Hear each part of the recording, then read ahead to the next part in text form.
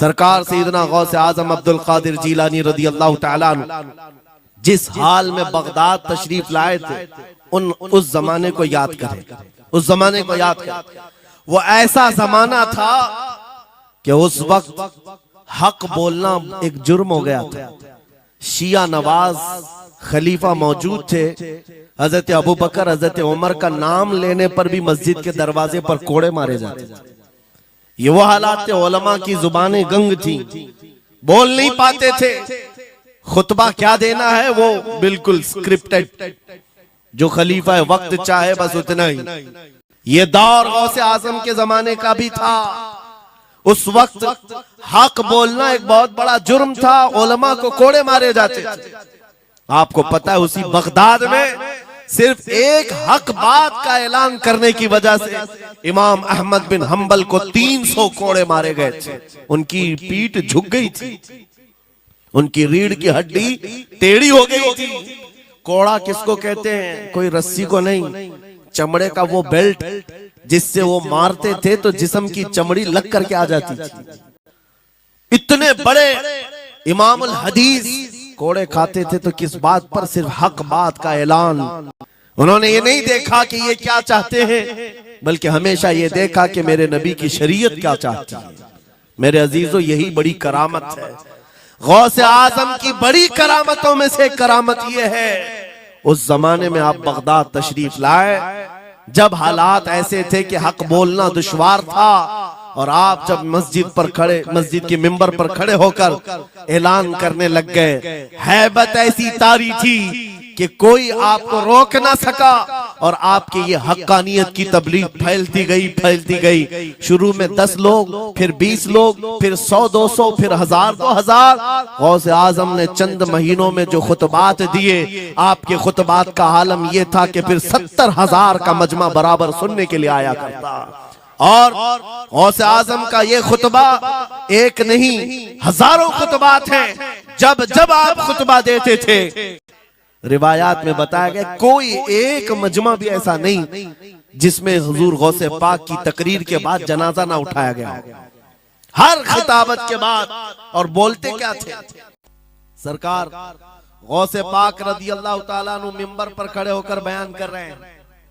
क्या बयान कर रहे हैं? सुने।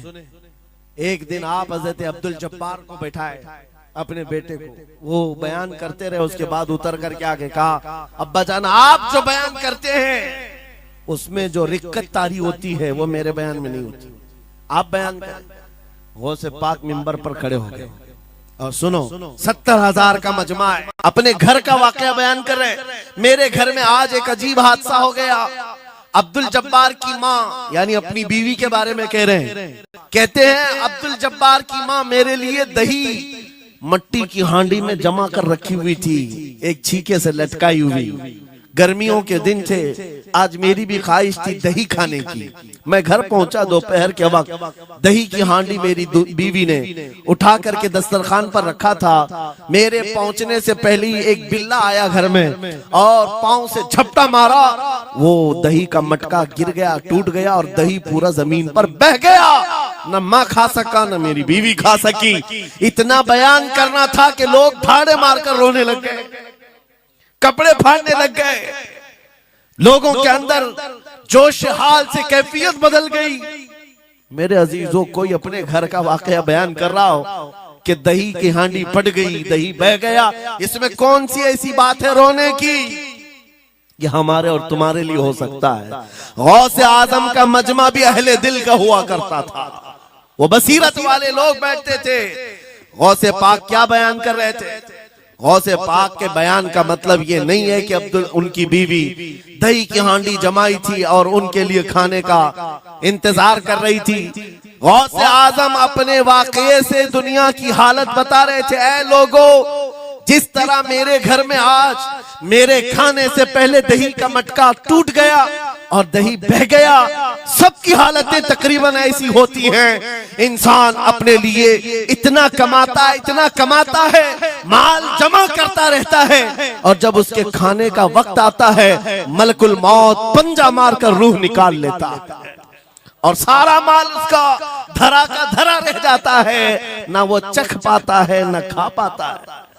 गौसे पाक रज़ी अल्लाह ताला अन्हु ये दुनिया की हालात बता रहे थे, और मेरे अजीजों आज भी वही हालात हैं हमारे, आज भी वही हालात हैं। हमने कमाने के लिए अपनी सेहत गंवा दी, रात नहीं देखा दिन नहीं देखा, दौड़ते रहे माल हासिल करने के लिए, इतना जमा कर लूं इतना जमा कर लूं, इतना जमा कर लिया जब तक तो सेहत बिगड़ गई। गौसे पाक रज़ी अल्लाह ताला अन्हु की नसीहत यही थी कि इतना जमा कर ले जाते हो, इतना जमा करते हो कि फिर जब खाने का वक्त आता है तो मियाँ ऐसे हालात होते हैं कि नमक भी नहीं खा पाते, शक्कर भी नहीं खा पाते। अरबों का माल पड़ा हुआ है, नमक नहीं चख पाते, शक्कर नहीं खा पाते। किसके लिए जमा किया था? और थोड़ी और बड़ी बीमारी हो गई तो पानी भी नहीं पी पाते, डायलिसिस चल रहा है, किडनी खराब है। कितने ऐसे लोग मिलते हैं आज। ये दुनिया है मेरे अजीजों, हमने अपनी सेहत गंवा दी, पूरी की पूरी सेहत गंवा दी इसको हासिल करने के लिए। इसी को मेरे इमाम अहले सुन्नत फाजिल बरेलवी ने कहा था, शहद दिखाए जहर पिलाए, कातिल डायन शोहर कुछ, इस मुर्दार पे क्या ललचाए, दुनिया देखी भाली। लेकिन समझ में किसी को नहीं आता, उस वक्त समझ में आने लगता है जब जाने का वक्त होता है। मेरे अजीजों गौसे आजम की तालीमात ये हैं, दुनिया में ऐसे रहो जैसे कश्ती समंदर में रहती है, तुम्हारे अंदर पानी ना आने पाए, अगर तुम्हारे अंदर आ गया तो डूब जाओगे। इन तालीमात पर अमल करते हुए आज हम हालात देख सकते हैं, जितनी चीजें उन्हें हमें बिगाड़ा है आज, वो दुनिया की मोहब्बत है, वो दुनिया की मोहब्बत है। गौसे पाक रज़ी अल्लाह ताला अन्हु की निस्बत अगर कामिल है, यही बात सुन लो। आप मिंबर पर खुतबा दे रहे हैं, उलमा भी तवज्जो करेंगे, क्योंकि ये भी मिंबर पर खुतबा देने के लिए खड़े होते हैं और जुमा में मस्जिद पर माइक लेकर के बयान करते हैं, आधा घंटा पौना घंटा। अब तो हालात ऐसी आएंगे इनके साथ। अब तक तो ट्रस्टियों की चिट्ठियां आती थी, सदर सेक्रेटरी बोलता था मौलाना ये नहीं बोलना वो नहीं बोलना। अभी इसके बाद और आगे से भी आएंगी और चिट्ठियां आएंगी कि मौलाना अभी आपको क्या बोलना है इस जुम्मा में। ये डरे भटके हुए लोग जो उलमा की गर्दनों पर राज करते हैं, उनसे भी मैं कहता हूं, खोल दो, आजाद कर दो उन जुबानों को जो मेरे मुस्तफा की हैं, जो नबी पाक सल्लल्लाहु अलैहि वसल्लम की हैं। इनकी जुबानों पर ताले ना लगाओ, या उलमा तुम्हारे दीन के मुहाफिज हैं, तुम्हारी नस्लों की शरीयत के मुहाफिज हैं। आज इनकी जुबानों को बंद करोगे, कल तुम्हारे बच्चे नबी का नाम लेने से घबराने लग जाएंगे, डरने लग जाएंगे। उलमा के गलों में और इनकी गर्दनों में रस्सियां न डालो। ये तो उन जालिम ट्रस्टियों से कहता हूं, बाकी उलमा से कहता हूं, अगर हालात ऐसे आ गए ठोकर मार दो इनकी नौकरियों को। एक दरवाजा अगर ये बंद करते हैं, मेरा मौला 70 दरवाजे और खोलेगा। सुनो, गौसे पाक रज़ी अल्लाह ताला अन्हु किस बात से डरते थे? गौसे पाक का खुतबा बयान करने वाले मौलवी हजरात, उलमा सुने, गौसे पाक किससे डरते थे? उनको डराने वाला कोई ट्रस्टी था, कोई हाकिम था? बल्कि हालात ऐसे थे, एक बार खिताब कर रहे हैं मजमे में, बहुत बड़ा मजमा है, खिताब के बीच दरमियान अभी वाज हो रहा है, एक काला सांप गिर गया आपके कंधे पर, सांप गिर गया और गिरा ही नहीं, गिर करके फिर वो आपके गले के अंदर से दाखिल हो गया, आस्तीन में आया, आस्तीन में आया और फिर इधर आया। वो लौट लौट करता रहा। लोग जो मजमे में बैठे थे उन पर हैबत तारी थी, वहशत तारी थी, कोई जगह छोड़कर इधर उधर हो रहा है, लेकिन गौसे पाक का कदम डगमगाया नहीं, ना जिस्म के अंदर कोई हरकत हुई। आपका बयान कंटिन्यू जारी रहा, उसी तरह जारी रहा। वो सांप कभी आपके सामने आया, कभी इधर आया और घूम फिर करके वापस चला गया।